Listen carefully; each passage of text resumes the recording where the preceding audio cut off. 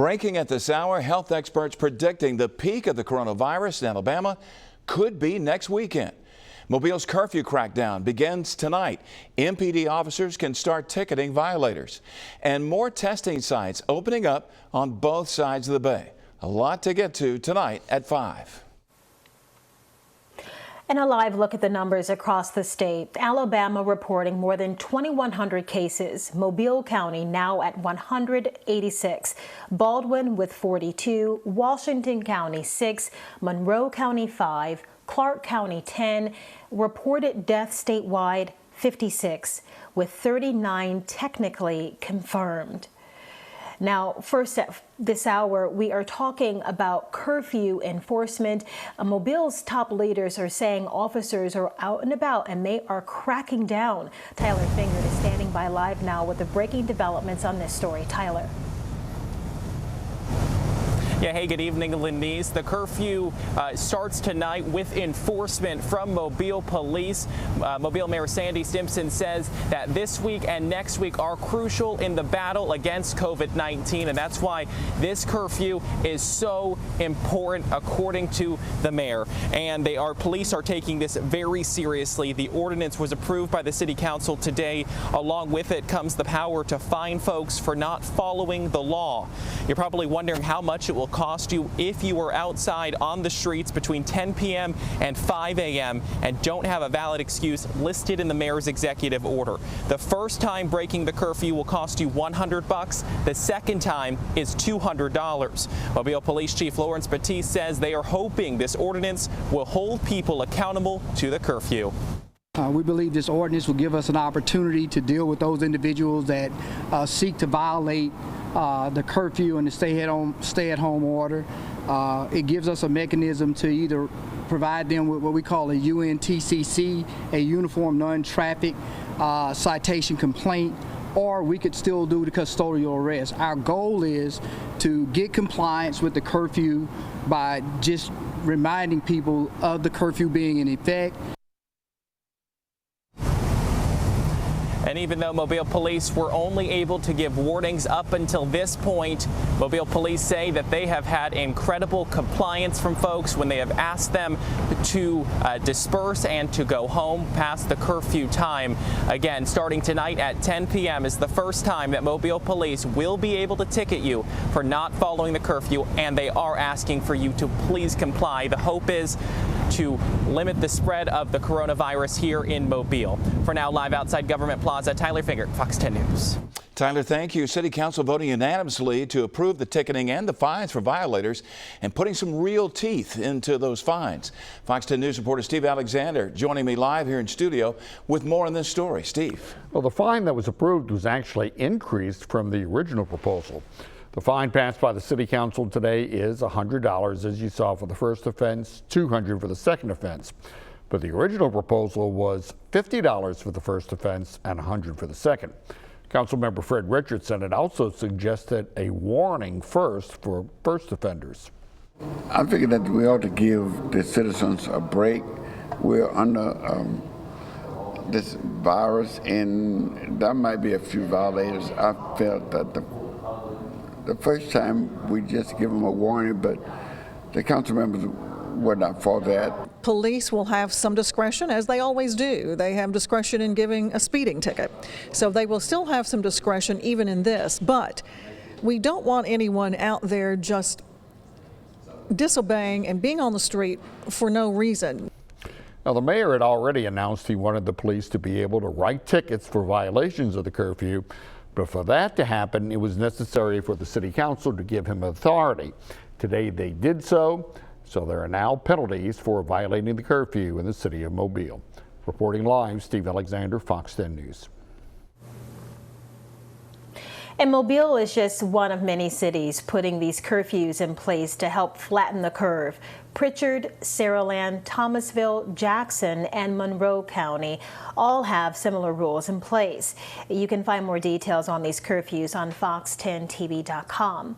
And other big cities in the state on the same page with curfews too. Tuscaloosa, Montgomery, Birmingham, all cracking down at night. But none of the cities in Baldwin County have curfews in place just yet.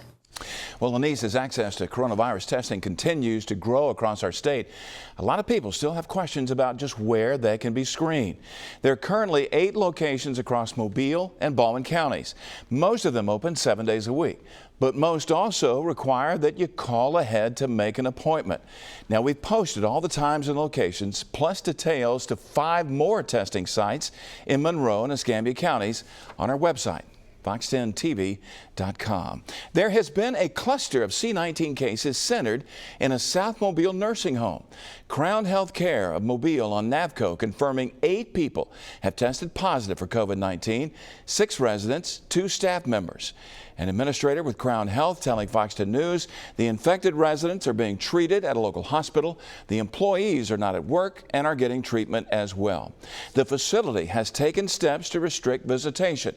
That's according to the administrator's statement. And we quote, "The health and safety of our residents and staff is our top priority. I appreciate the understanding and patience of the families with loved ones in our care as we do our very best to ensure the well-being of our residents," unquote. Long-term care facility patients are especially vulnerable to the disease because of their age and underlying health problems. According to the Alabama Nursing Home Association, 31 facilities in 17 Alabama counties have had COVID-19 cases involving staff, residents, or both. And there are so many cases of this virus, but what about the survivors? Most people who get the coronavirus will beat it, but we don't often hear their stories. A Washington County man is trying to change that. Our Tori Thornton is joining us live from Mobile with his story. And what a story it is, Lanise. I'll be honest with you, it actually brought me to tears just hearing it. But thankfully, 35-year-old Joshua McConicle is now a survivor of COVID-19. Take a look. McConicle says the pain came instantly, so quick. He says it felt like he had gotten hit by a truck. He says his body was full of pain, and he took his temperature, which was at 103 degrees, when he and his wife decided to drive down to Mobile Infirmary where he was tested for the flu. That test, of course, came out negative. Then they decided to test him for coronavirus. He says doctors then sent him home to quarantine, and 5 days later, he got word that he had tested positive for coronavirus. Tearfully, he says it was his family and his faith that brought him through. I thank God. I thank him for my wife. I don't mean to cry, but I thank God for my wife. If it hadn't been for her, y'all, I would have been gone. I'm telling y'all, I would have been gone. I just thank God for my wife because she, every day, y'all, she pushed me every day. Every day. She told me one day, she said, "Josh, I see death in your eyes." Because I just gave up. I didn't care. I was ready to go. And my wife, she just kept looking at me and she would cry. And she'd be like, "Josh, we gonna make it. You can make it. You can make it. You can beat this. You know, we gonna make it together as a family."